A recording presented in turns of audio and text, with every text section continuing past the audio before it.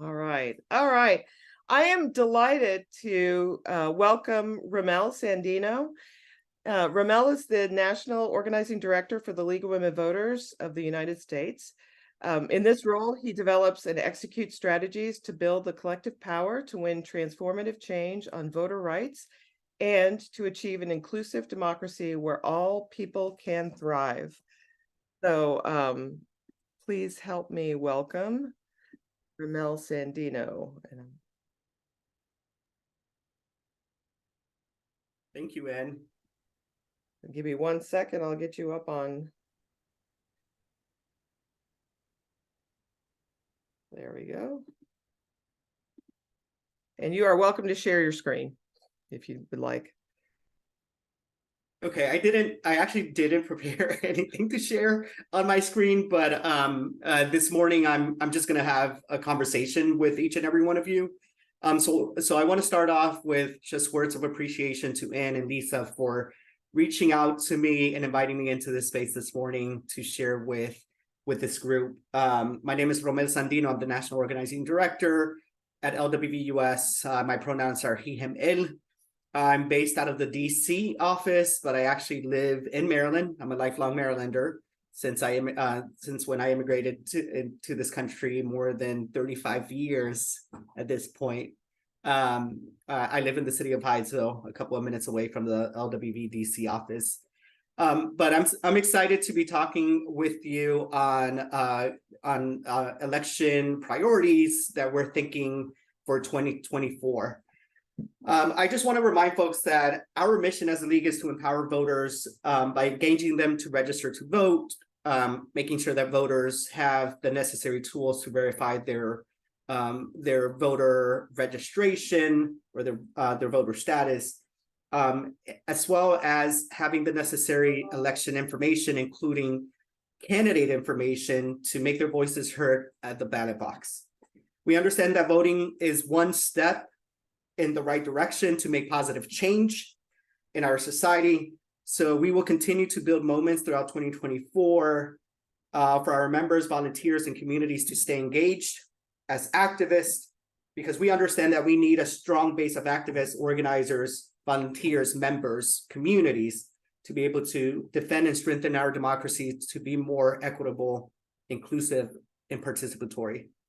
And just quickly to say that as I'm part of the organizing team at the league, and we're actually in an election season in this moment, right? There's at least 6 states that are facing important statewide elections, and there's thousands and thousands of local elections happening. So we're currently supporting our states of Mississippi, Louisiana, Virginia, New Jersey, North Carolina. We're also doing some activities with our league in Ohio. So I just want to say that as we're preparing for 2024, we can't forget that at least at the local level, right, there's important elections that voters can make their voices heard and make a difference at the polls.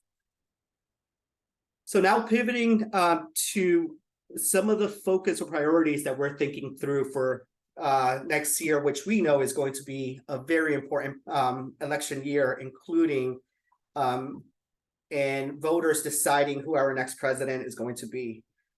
The first priority that I quickly want to discuss is that we want to continue ensuring that as a league, we continue to engage voters to provide them with trusted election information and access to the polls to make their voices heard.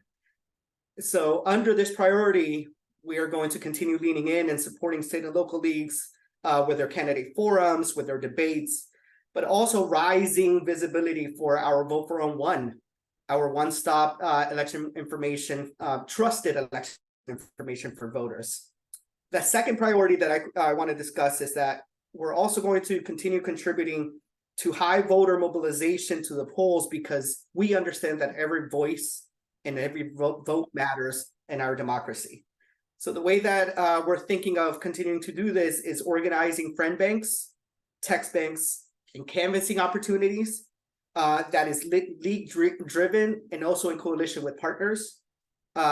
We're going to continue leaning in mailing Vote for One right? Mailers to voters in key states, building capacity among leagues by training the trainers with get out to vote best practices and tactics, and developing tools that we can socialize with our leagues across the country.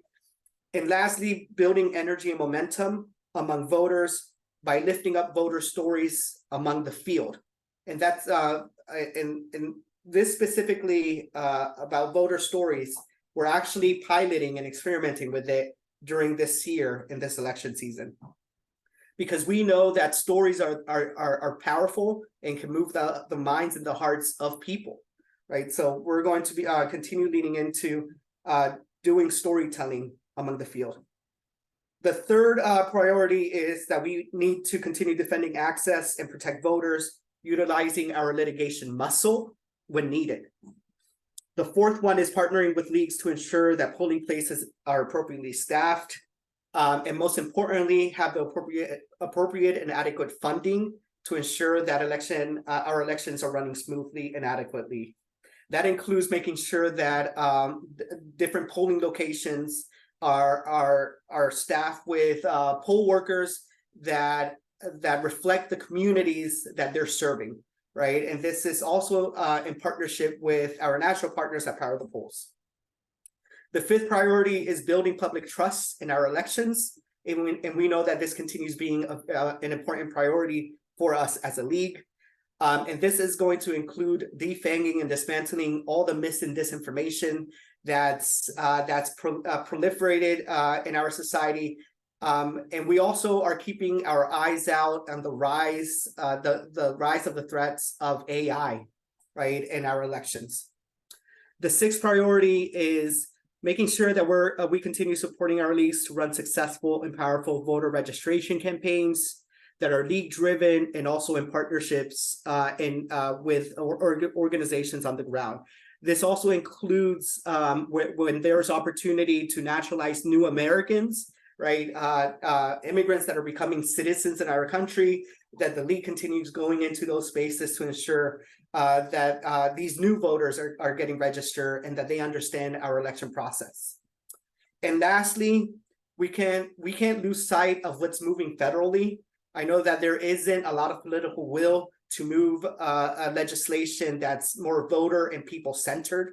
But we have to continue identifying in 2024's key strategic moments for us to activate and engage our field and our voters to lift up the John Lewis Voting Rights Act as a needed legislation that Congress has the moral obligation to pass to ensure that voters are protected and empowered in our democracy. So those are the 7 main priorities that we're focusing on. We're still doing work to identify what those priorities will look like in the field, right? What are specific tactics and programs that we can launch? There's already a bit in the works, but in the next coming days, we're going to be finalizing our plan, and we're going to be sharing it with state and local leagues. But at least those are the 7 priorities that we're going to be laser focused on in 2024. So I'm going to stop there. I'm going to pause and see if there's any questions. Great, thank you. I see that we already have a hand up, and I always try to seed the question session with a question of my own, so I'm going to do that. I have a bigger question than a more specific question. The bigger question is, how will we get access to these new tools in the training? How will you be communicating with local leagues to provide us with those tools? That's a very good question, and I really appreciate it. So I would say that number one, we have to ensure that all league members are signed up for the league update newsletter that National League sends out every 2 weeks. But additionally to that, staying connected to the mission impact department here at National, and also the organizing department that I represent. Throughout 2024, we're going to be organizing training calls. We're going to be organizing community field calls to bring state and local league leaders into a virtual call where we would discuss and equip the leaders with the tools right? And then we would share those toolkits and resources for them to then take back to their states and localities. Okay, now I have an extra question. So, could I meet with you sometime later to follow up and get some more information about how members can easily get signed up for that newsletter and Definitely. okay, all right, I will follow up with an email with you. And then my more specific question is, how are the voter stories, you were talking about the voter stories, how are those distributed? How are those made available to the public? Yeah, very good question. So right now we're driving a very small campaign with certain states that showed interest in helping us capture stories of voters from the field, from the public events that they're organizing and holding. And so the campaign that we're running right now is My Voice, My Vote, Mi Voz, Mi Voto. But it's very small in scale because we're still piloting and experimenting to try to figure out what is the most adequate tool that makes voters comfortable in sharing their stories with us. As part of the campaign, when voters are submitting their stories, we do have a disclaimer, just letting voters know that we're capturing the stories, but if we decide in using their stories, we're going to share it and amplify it on social medias and through leagues channels of communication, right? And so we have that disclaimer as part of the submission of those stories. And then from the back end, we work with our communication department to try to figure out and identify the stories that we would like to share through our social medias or other means of communication within the league. Okay, thank you. Great. Laura? Yes, I really appreciated the fact that you're sharing where we're going in the next year, because it's going to get here faster than we know. I would like to know, what are some examples you can give us of how the league is tackling disinformation and the proliferation of AI disinformation? Because we've seen in the last week, even our president was caught by some disinformation with details about the conflict in Israel and Palestine. So if it goes up that high, what are we doing on our level to try and get facts out to people versus disinformation?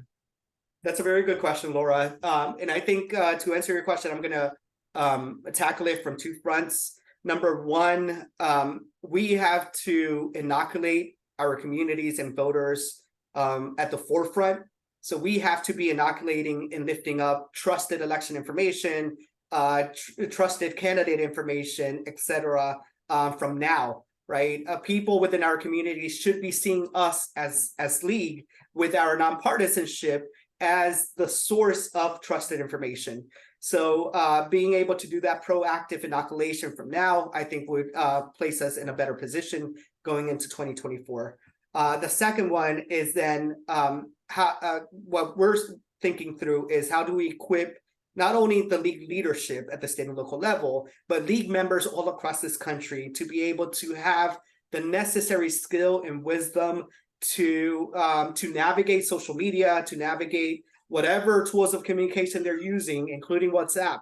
And when they see some questionable graphics or information, that they have the necessary tools to pause and ask themselves specific questions to try to determine the validity of the information that they're reading or consuming, right? So we're going to be doing more of that through trainings.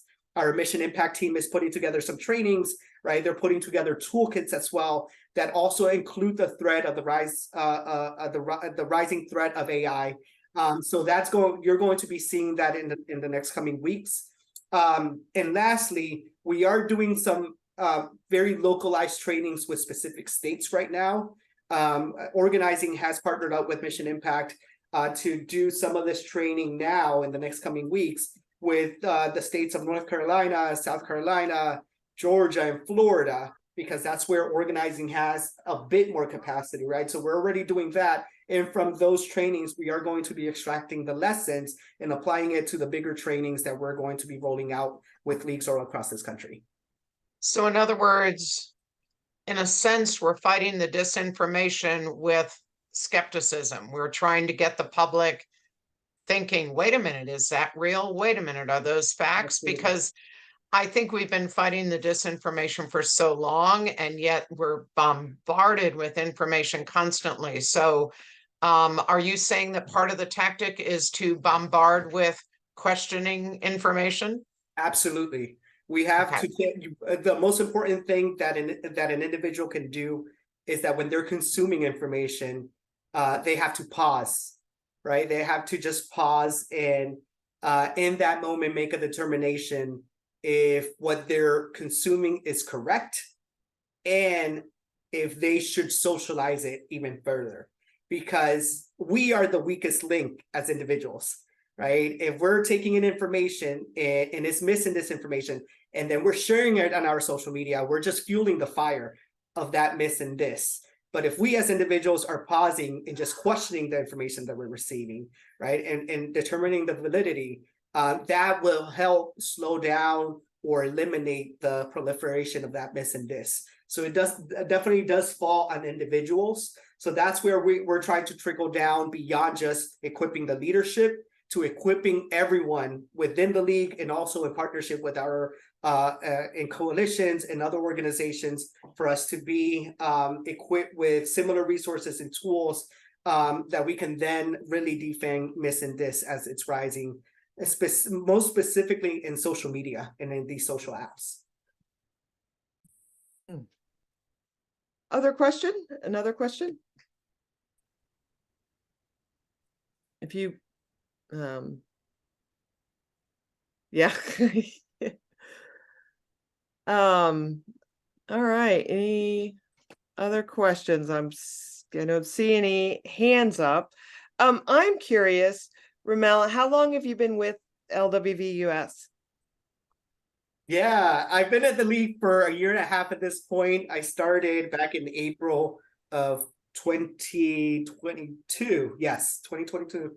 But I've been doing grassroots organizing for 15 years. I started at a grassroots level, an immigrant rights organization here in Maryland because of my personal story of being undocumented in this country. And that's where I got my first muscles of building power within communities that are disenfranchised and marginalized. But then I went to work with the national organization Community Change in the continued thread of immigrant rights. But about a year and a half ago, I came to the league to continue organizing within the democracy space. Great. Well, we're lucky to have you. Mary Lindsay and then Stacy Webb. Yes, thank you.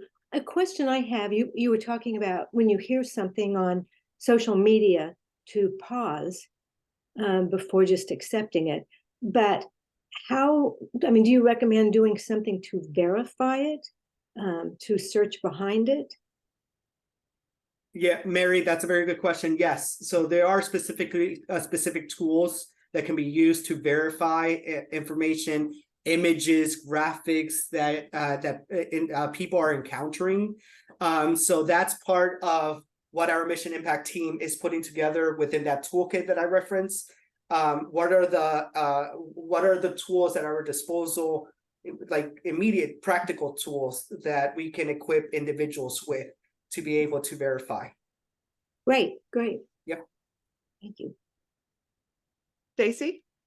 Yeah, and kind of on that, just a quick comment for everybody. What I've recently learned is to be careful.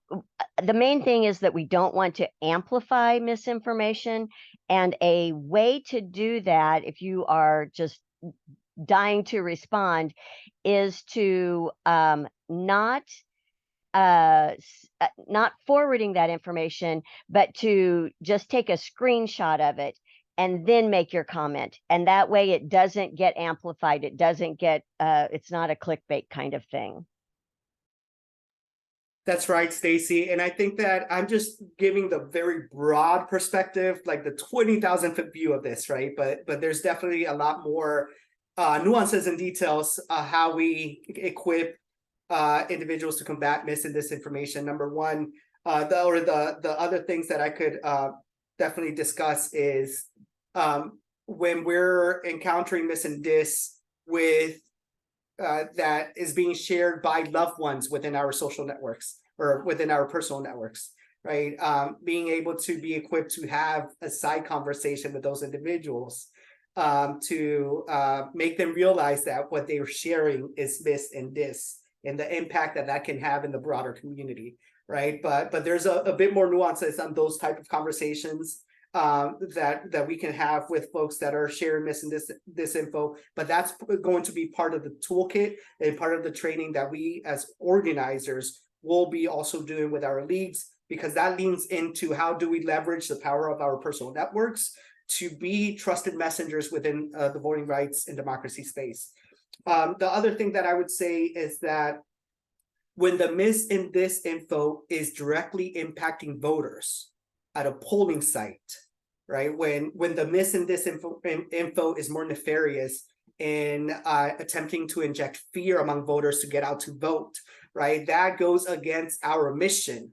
So that's where our partners and partnerships and coalitions that are going to be doing election protection work this upcoming year in 2024 comes into play, where those more nefarious mis and disinformation are going to be tracked, are going to be combated, right? As part of this election protection coalition to make sure that it's not directly impacting the mobilization of voters to the polls or the access of voters to the polls. So there's a whole layer of that also is included within that mis and dis that I could provide more details on as well. Can you talk for a moment about what other groups we'll be working with, who those collaborators are? Yes. So we're part of a national coalition called the Election Protection Coalition that is designed to dismantle mis and disinfo that directly impacts voters in our communities. So there is a process where if you're encountering a graphic or any information that impacts more systemically, right, within our ecosystem, there is a process to submit those to the Election Protection Coalition through us, right? Our legal department at LWVUS or the Mission Impact team at LWVUS, LWVUS are your point contacts. So through us, we would lift that up to the Election Protection Coalition. But then there is a 1-800 number that the coalition has that we also socialize to make sure that if individual voters are encountering mis and dis or aren't able to access their polling location, whatever it is, then there is this more national 1-800 number that's socialized that voters can then contact directly to speak with, attorneys, with legal partner organizations to make sure that we can correct that. But I'll definitely share more information on that later so that you can share it with this group. And when you say socialize, you mean distribute through social media? So yeah, distribute through social media, but distribute it among the membership, distribute it among the leadership, right? And distributing it among our communities as well. Yeah, great. Greg? Hi, Ronald. Got a question on voter intimidation. We are planning to educate voters on voter intimidation, basically, 1, knowing what it is, and 2, knowing who to call and what to do. Do you have ready materials that we could use as a resource? Greg, yes, we do have some materials. So organizing does this training on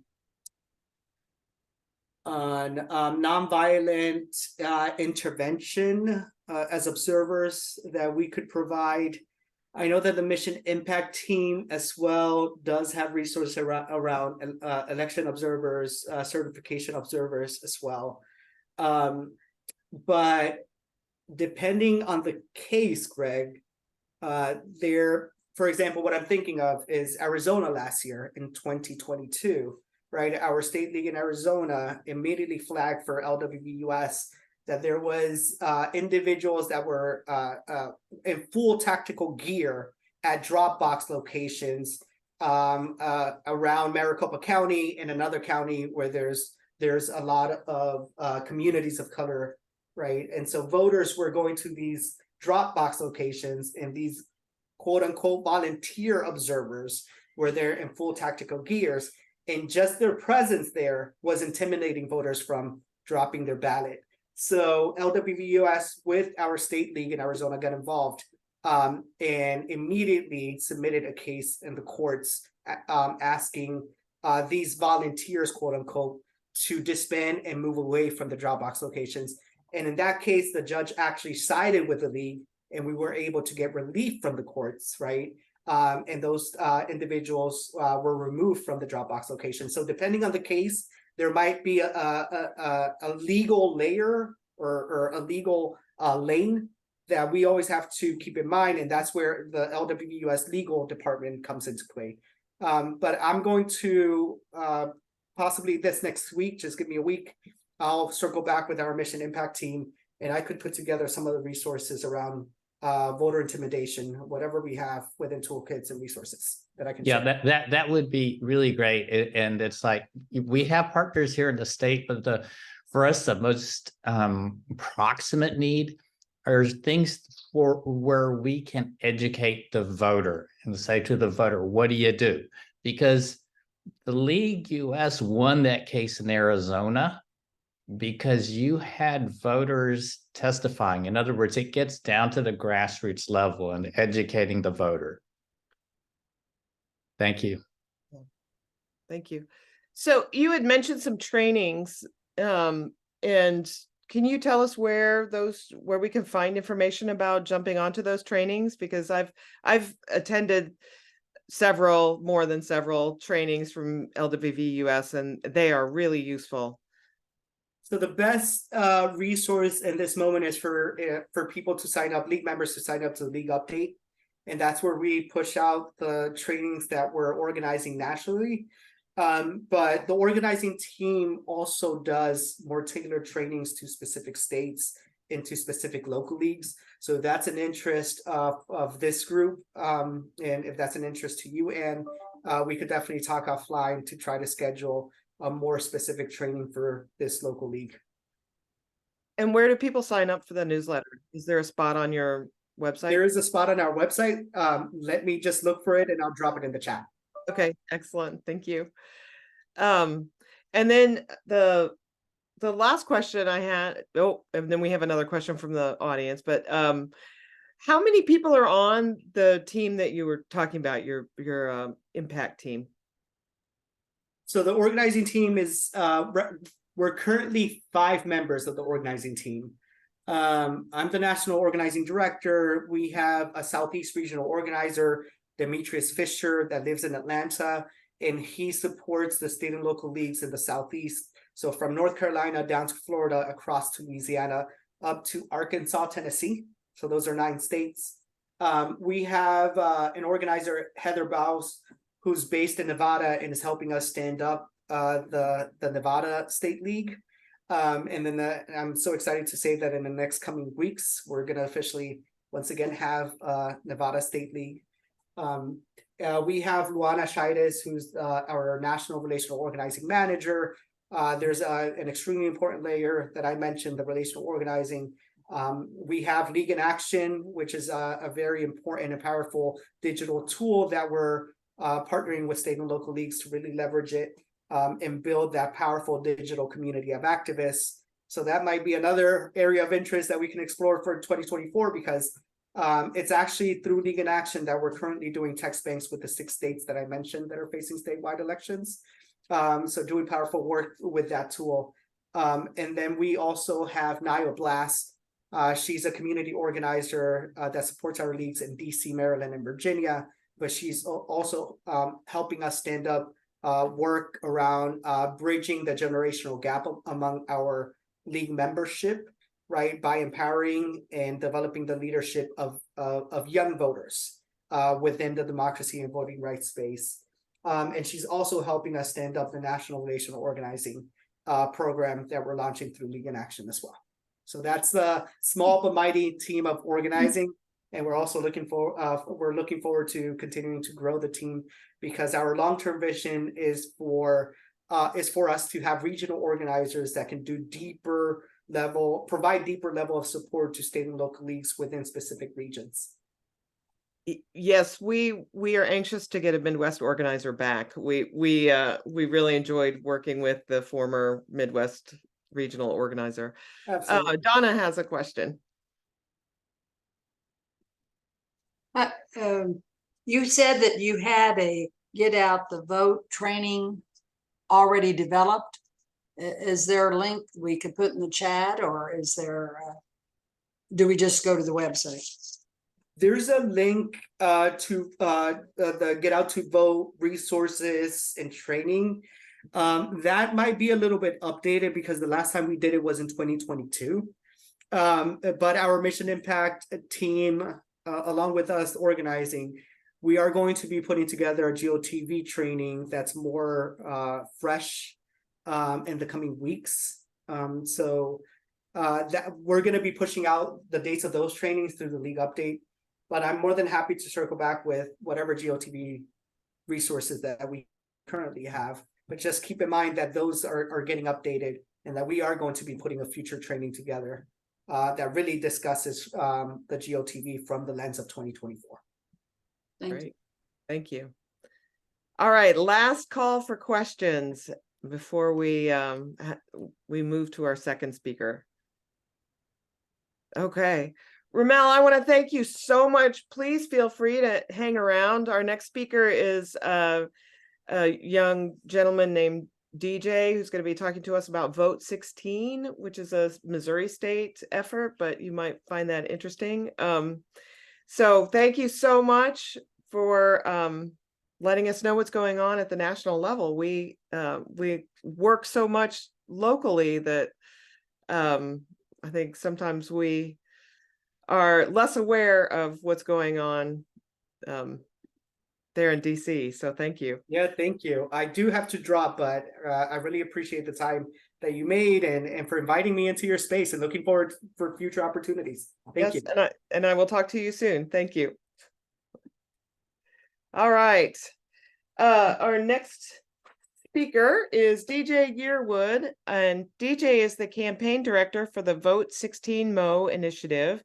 And their mission is to lower the voting age to 16 in nonpartisan local and school board elections. When launching this initiative, DJ took into consideration the under and misrepresentation of his peers, the crumbling educational environment within certain public schools. We were talking about that a little bit in the chat in the pre-meeting social hour, and the lack of youth engagement in critical policy making. So it is with pleasure that I welcome DJ Yearwood. Thank you, DJ. Thank you. I do have a small presentation to share, so I'm gonna go ahead and pull that up really quickly. And can everybody see the presentation? Okay. So my name is DJ Yearwood, and I'm the Vote 16 Mo campaign director. Vote 16 Mo is a campaign to lower the voting age in Missouri's nonpartisan local and school board elections to 16. And we are a referendum initiative, so we're working to pass legislation through the House and Senate, the state House and Senate, that places this initiative on the ballot. And our goal is a November 2024 ballot. We're not collecting signatures to get it on the ballot. So there's two types of processes that we could move to get on the ballot, and we're going the referendum route. And nonpartisanship in this game is key. Nonpartisanship in this whole entire campaign is key, because we are certain that this initiative will not benefit one political party over the other, and whatever political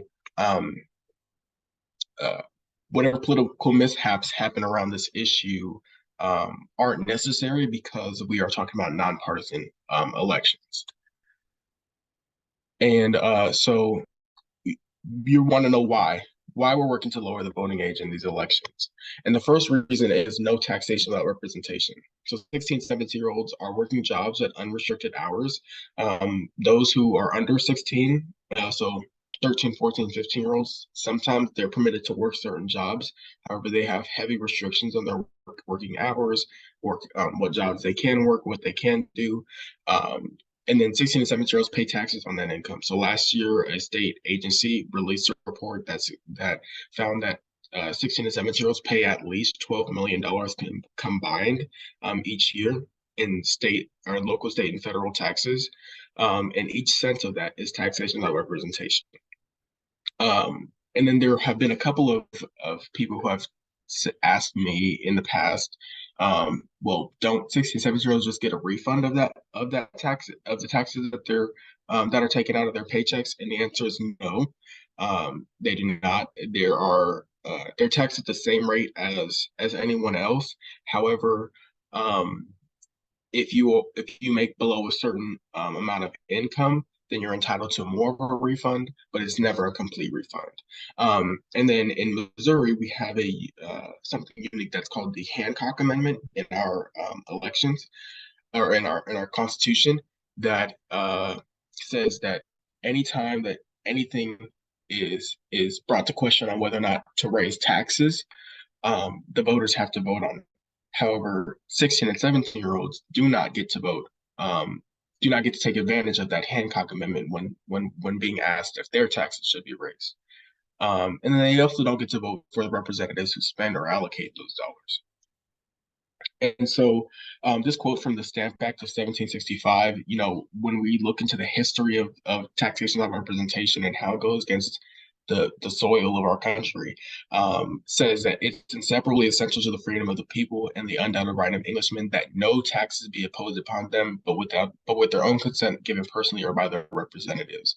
And so there have been critics in the past who have said, 16 and 17-year-olds don't pay enough in taxes to meet some threshold of this taxation without representation. But this is very clear that any ounce of taxation without representation goes against the very fabric of our country.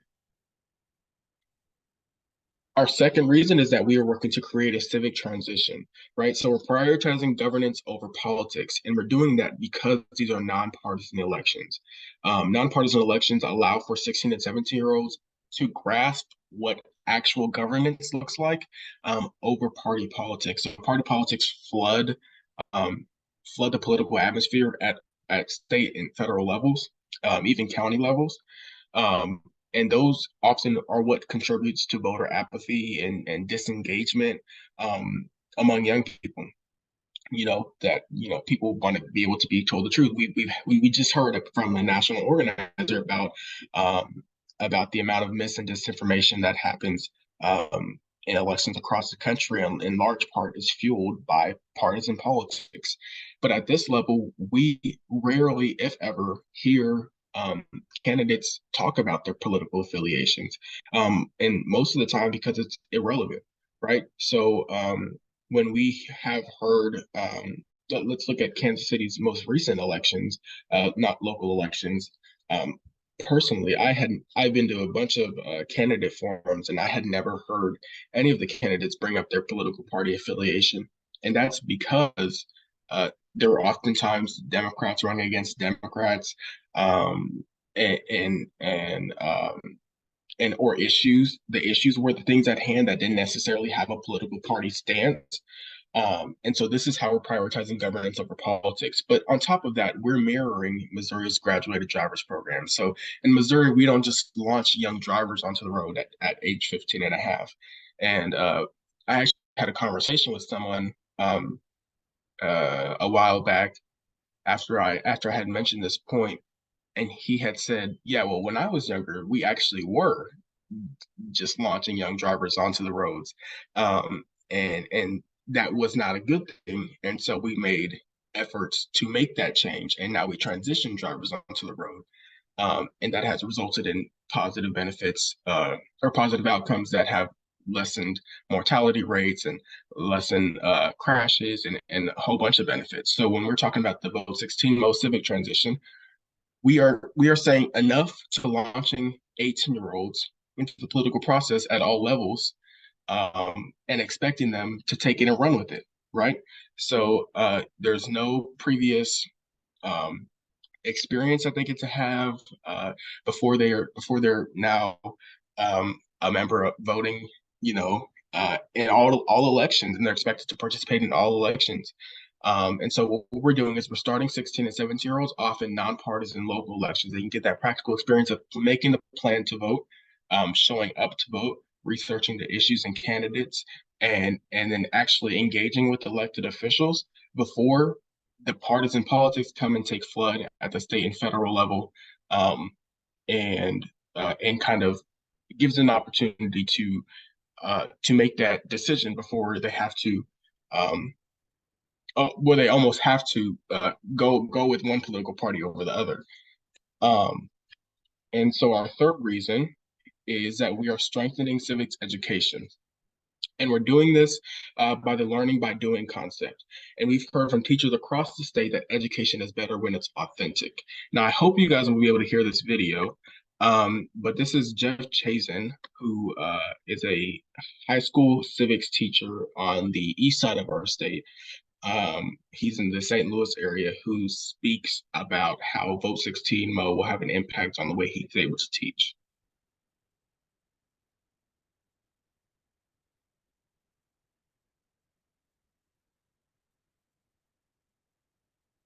You can't hear it? We are not able to hear it. Okay, well, I'll give you the rundown.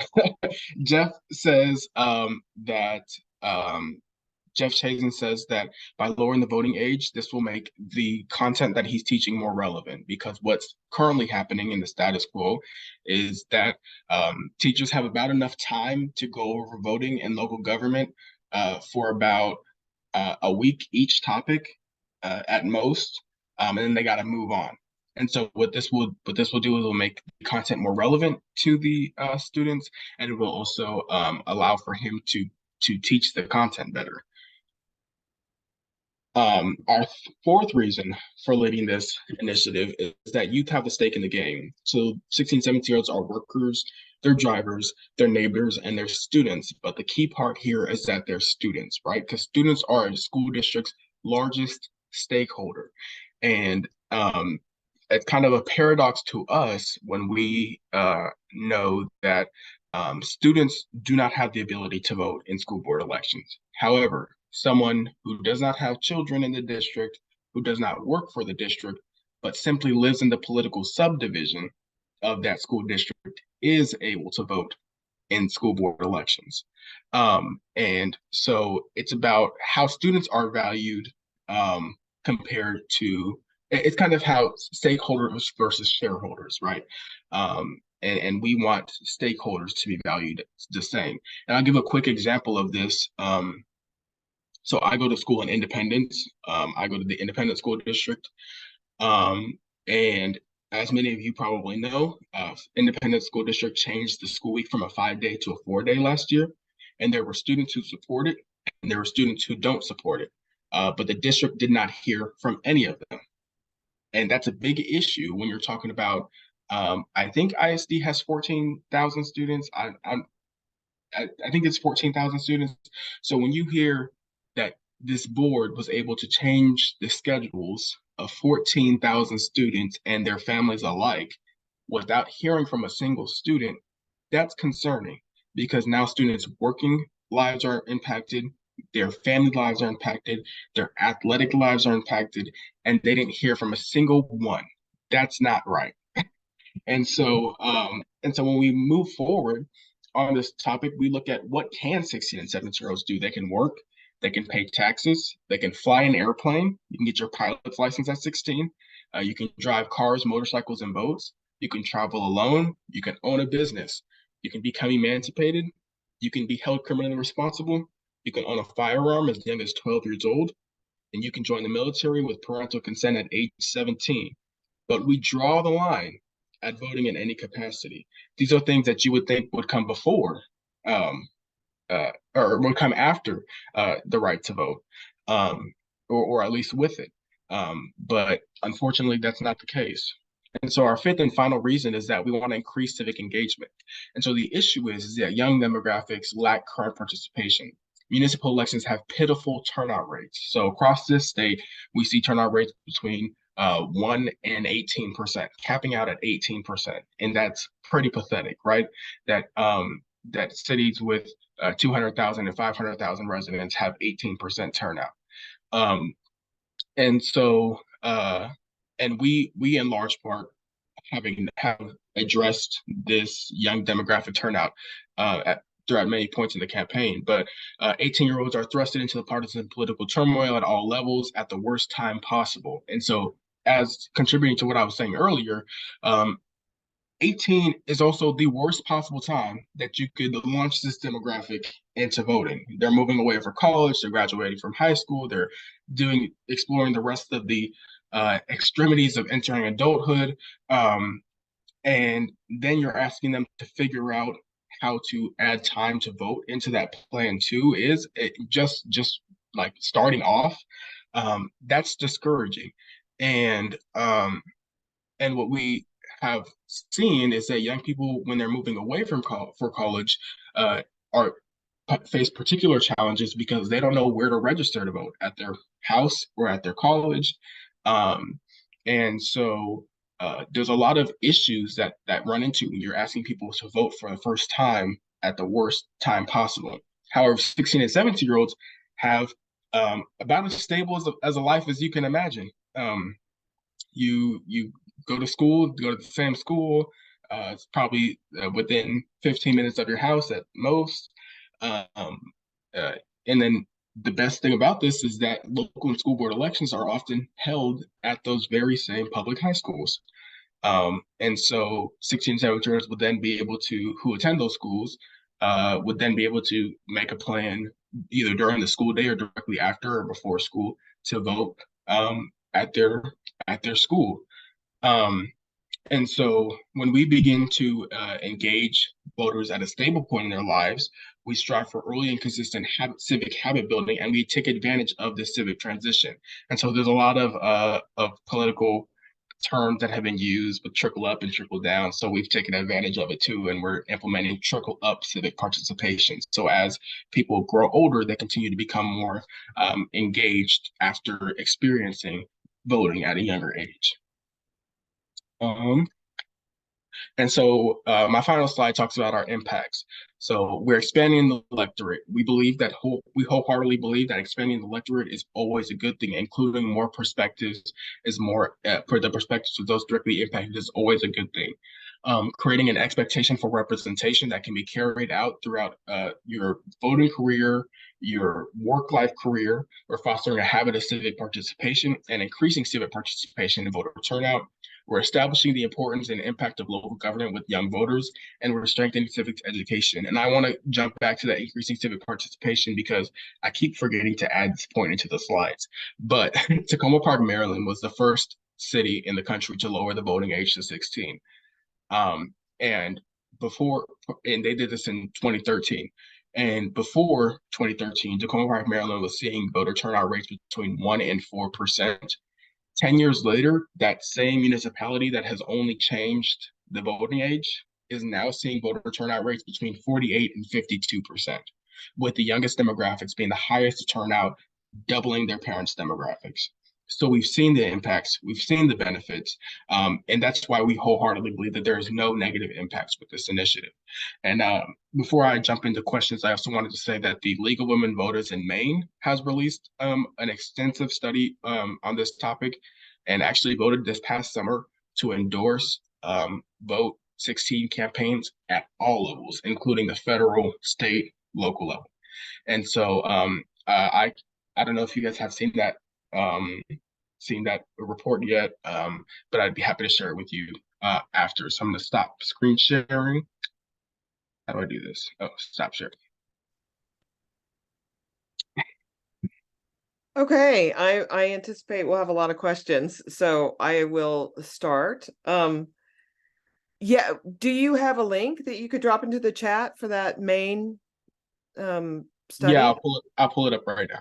Yeah, thank you. I was not aware of that, and I would very much like to read that.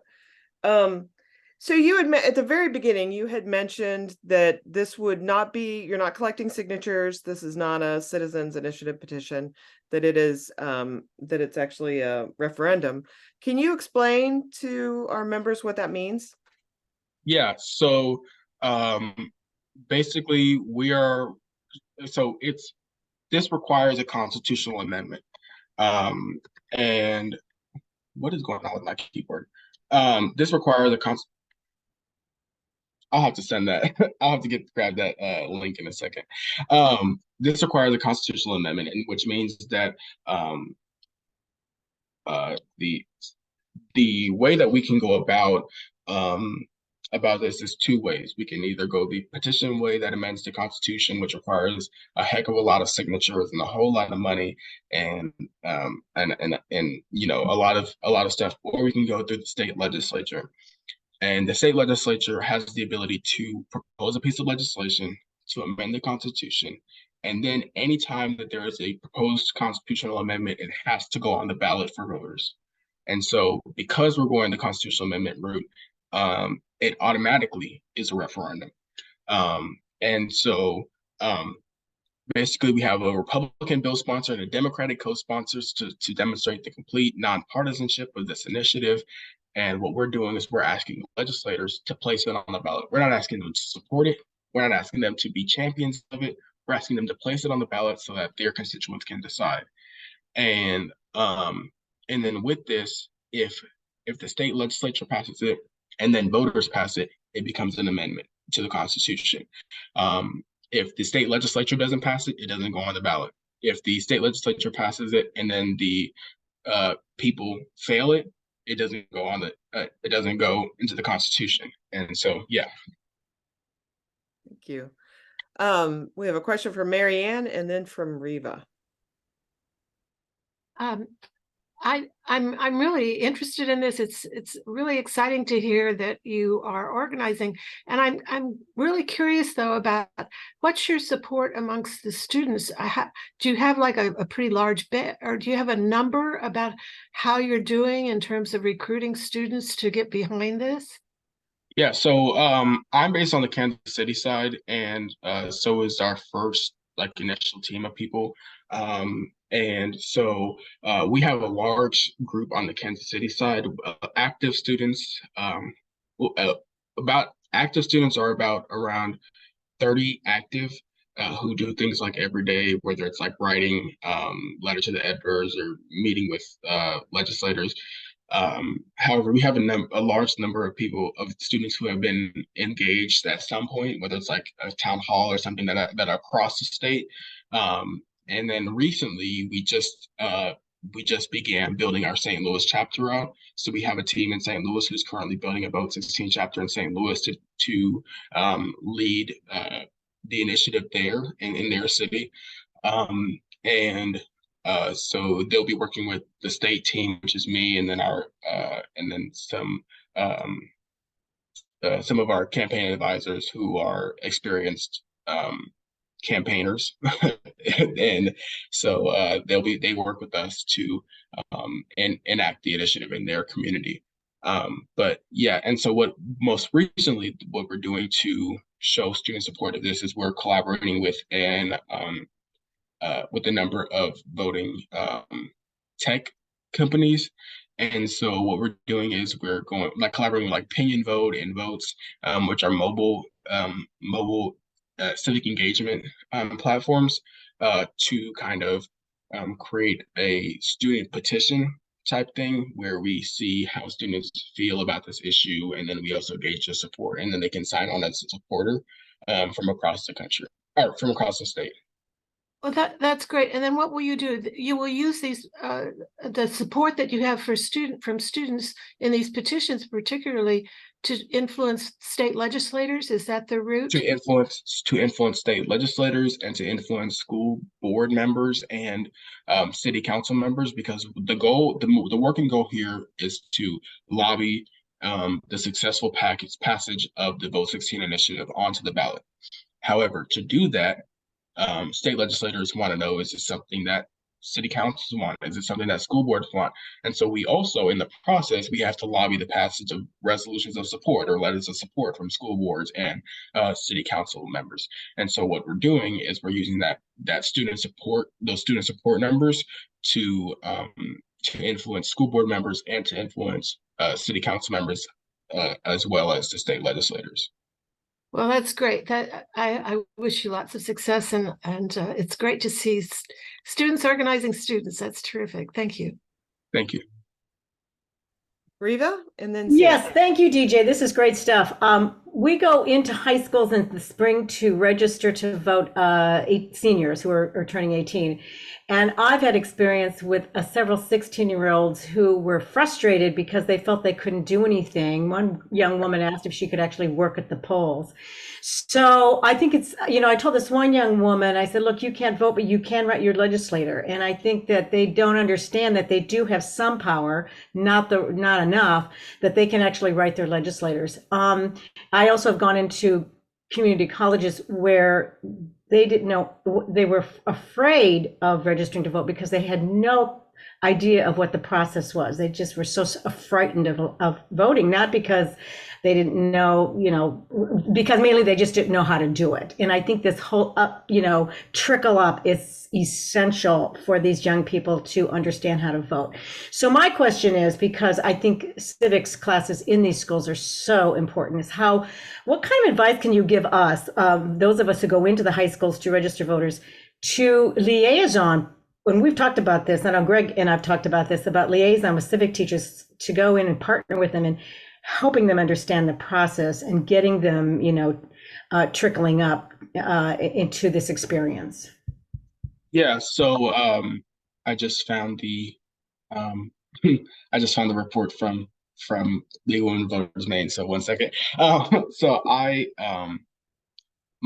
best advice that I have and that I've given multiple times is to work with student leaders to enact those registration campaigns and to take them to register other students, because there's one thing with somebody who is your parents' age or your grandparents' age or whoever, and they're coming and telling you about the importance of voting, to somebody who is who's in high school. But when you're able to experience it from somebody who you know and you may be friends with or you can relate to on a much better level, that has shown us far more success with teenagers. And I think that's probably the best, like working with groups that do youth civic engagement in the area. We do it. We actually have a youth advocacy training program that engages and mobilizes young people to do these things like registration. We work with other groups across the state that do it. And so, or you can just work with like that school's student council or student groups that within that school to do it. So I think that's probably the best advice that I have for working with students to civically. Thank you. Sandy? DJ, that was terrific. A real quick question, I may have missed it, but is this information developed by you or does this come from another source? What information? The presentation you gave today. Oh, yeah, I made that presentation. Well, it is a masterpiece of messaging and salient points. I really want to commend you. You are a hell of an organizer and a great communicator. That's all I got to say. Thank you. All right, Julie, and then Kelly.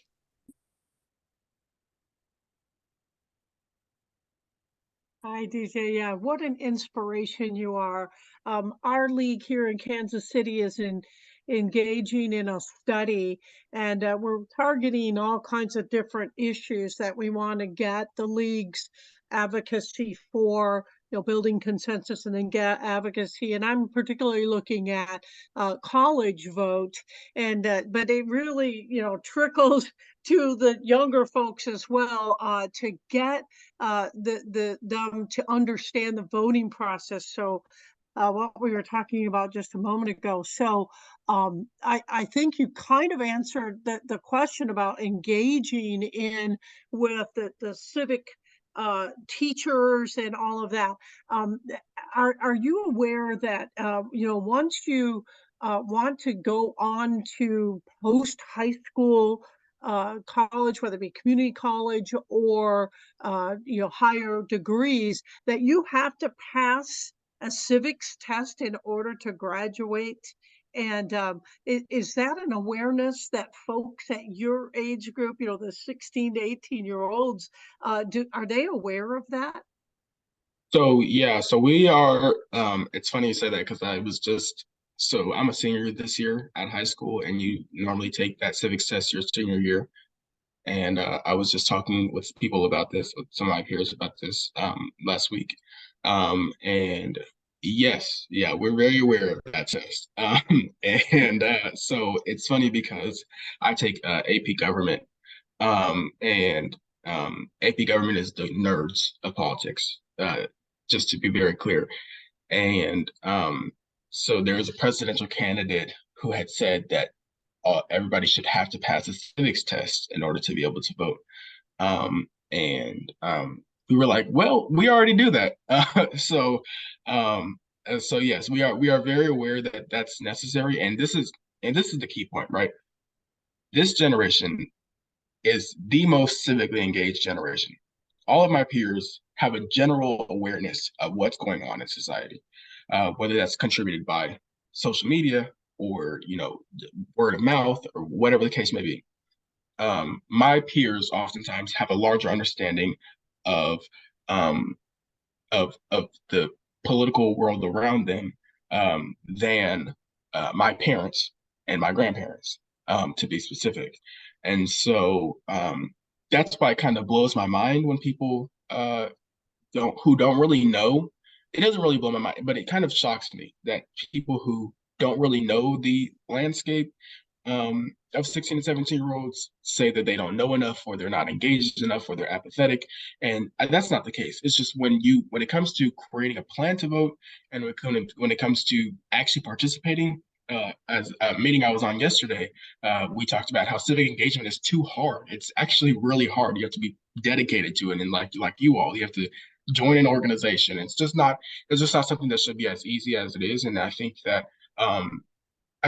by giving people practical experience at a younger age, that's how we improve this landscape. Yeah, thank you so much. Thank you. Kelly. Hi, I would also echo what Sandy said. It was a great presentation. It's something I knew nothing about, and you explained it very well, and I am all in now. It makes so much sense. Thank you. And when you were talking about how helpful it is to have peers talking to peers, it reminded me when I was teaching at University of Central Missouri in Warrensburg, every presidential election year, we had a group on campus called the American Democracy Project. Are you familiar with that? So I've heard of it before, but I think I heard about it one time from another league member, and then I haven't heard about it since. Okay, well, it was a peer-led organization, and they had a group on campus, and they would contact the faculty and say, would you please allow our American Democracy students to come in and talk to your class for a few minutes about registering to vote and the importance of voting. And I always agreed to do that. So it only happened once every 4 years. But the college students would come in and talk to their college peers in the classroom, talk to them about why they voted, why it was important to vote, and they would bring forms for them to fill out to register to vote or to do absentee voting. Of course, that was before we had so much trouble doing absentee voting, or less trouble. But I don't know if they would have something that you could use in their organization or whatever, or but I just thought I'd mention the American Democracy Project to you because they're doing the peer-to-peer influencing as well. Yeah, I greatly appreciate that. Yeah, that's an example of a group that I would recommend the league partner with to carry out young voter registration. So that's a good point that you brought up, and I actually will look into them further now. But yeah, I really appreciate that. That's the perfect example of what I'm talking about, and working with peers to get that, because a lot of organizations are working towards the same goal, and so what happens there is you can partner with other organizations that have a better ability to reach a different group. Like the League of Women Voters has a great ability to reach a certain target audience. But outside of that audience, there's other organizations that have a way better ability to do that. And so and even for us, right? So I've branched out to the League of Women Voters to reach a different audience than what I'm normally able to reach. And so that's a good example of those type of partnerships that could be made. I want to point out that Marilyn McLeod, our state league president, said in the chat that this is a statewide issue. The state LWV board has asked our alternative voting representative to study this. If you are interested in participating in that, so any of the members here at this meeting, if you are interested in studying this issue, and of course, we study issues first before we take a position. And so we might come to take a position in support of lowering the voting age to 16 statewide. So if you're interested in being part of that study, please contact Marilyn. Her email's in the chat. It's Marilyn_McLeod, MCLEOD @yahoo.com. So I wanted to ask a question about ID, because we have such a strict voter ID law in Missouri. Were this to pass, how would that affect the voting for 16 and 17-year-olds who don't drive and might not have proper ID, according to the state of Missouri ID? Yeah, so that voter ID law definitely has a stain and negative impacts on a bunch of communities, but it would have a great impact on 16 and 17-year-olds who do not. So there would have to be an extra effort for 16 and 17-year-olds to go out and get an ID and do all the things in order to do that. However, I think that how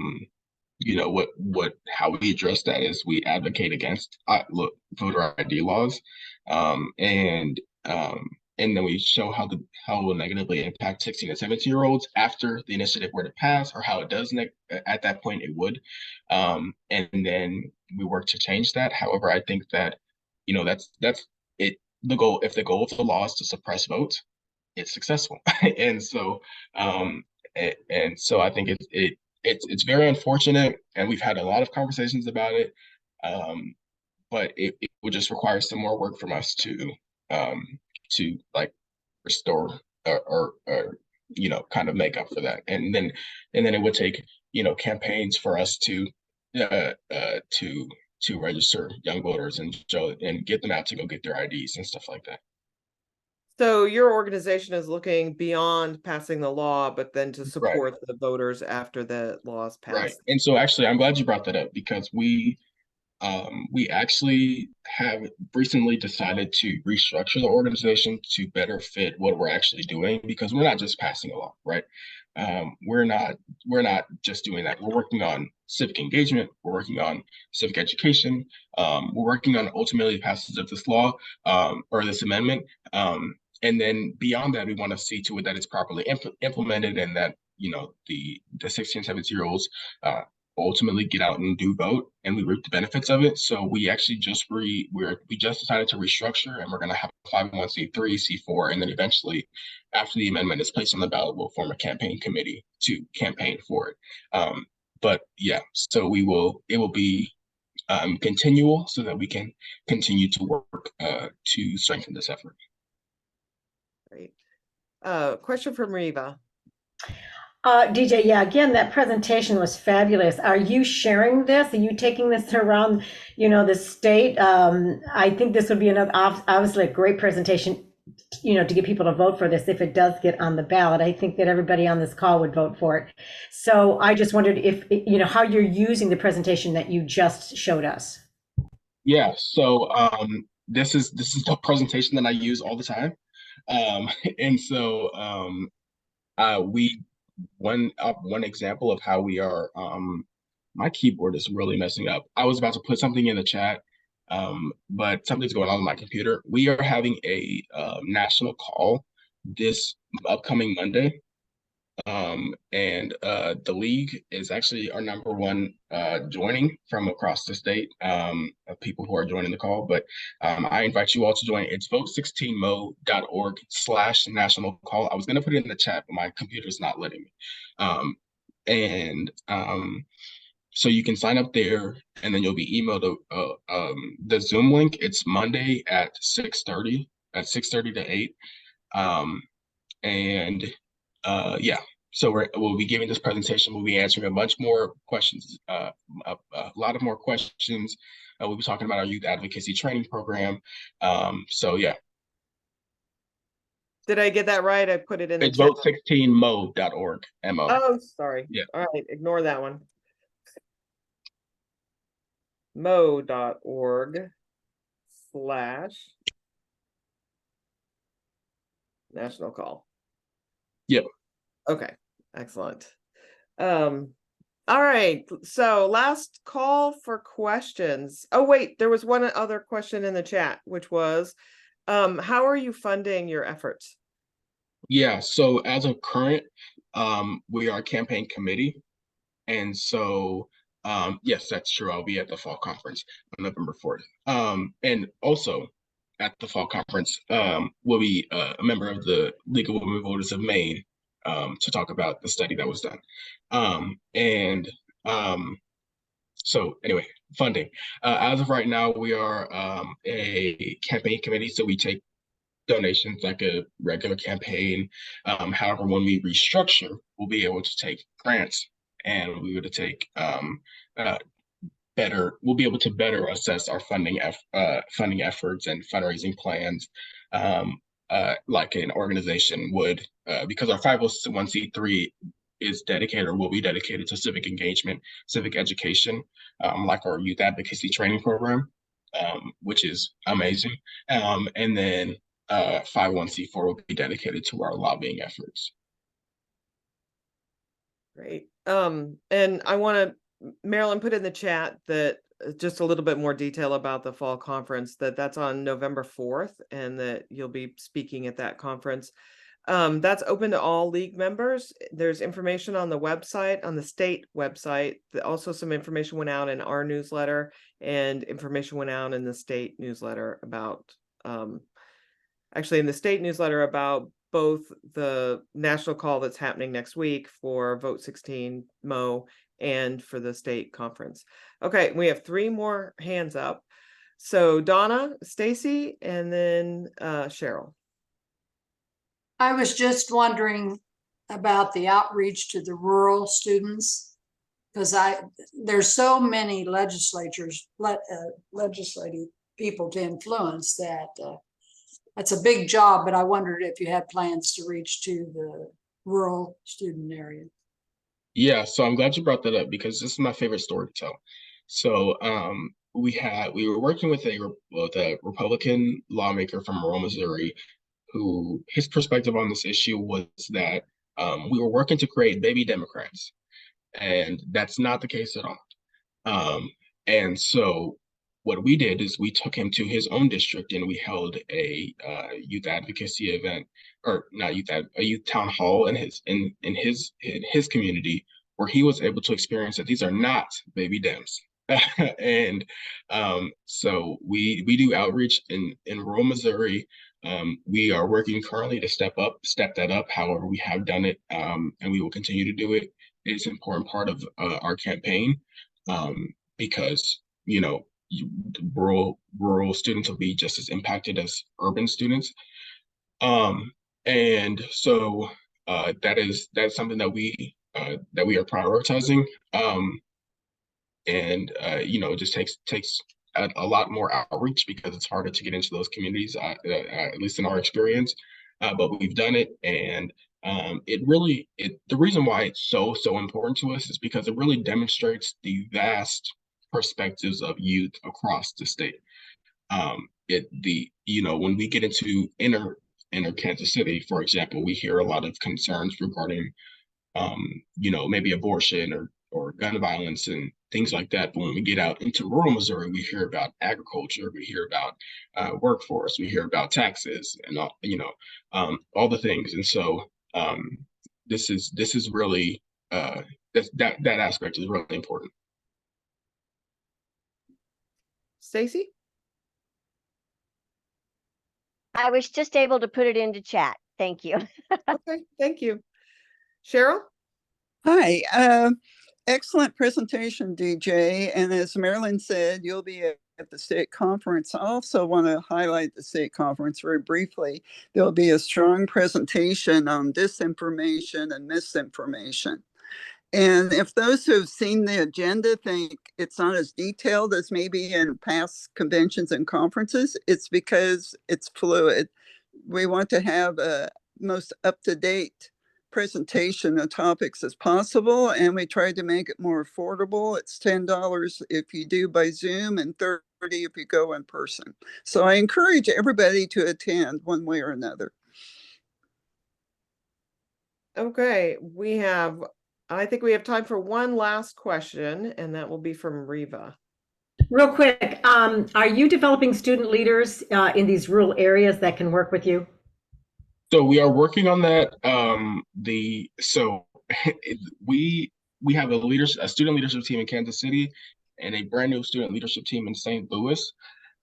We are working next to get a student leadership team in Columbia and in the rurals. The issue is that a student leadership team is a lot of commitment, and so we are currently working to do that. But when it's hard to get into those areas, it's also hard to find the right people to do those. Yep, we're familiar with the difficulty in finding people to do the work and to lead. But yeah, you guys have done a great job. I want to just say thank you again to both of our speakers. Ramel has had to drop off, of course, but I'll convey our appreciation to him. And thank you, DJ, for coming and sharing with us. Thank you so much. Thank you to all of our members. Thank you for all that you do.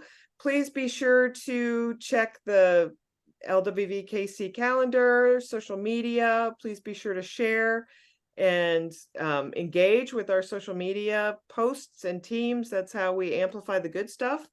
And check the eVoter for upcoming events. And so thank you so much, everyone, for coming.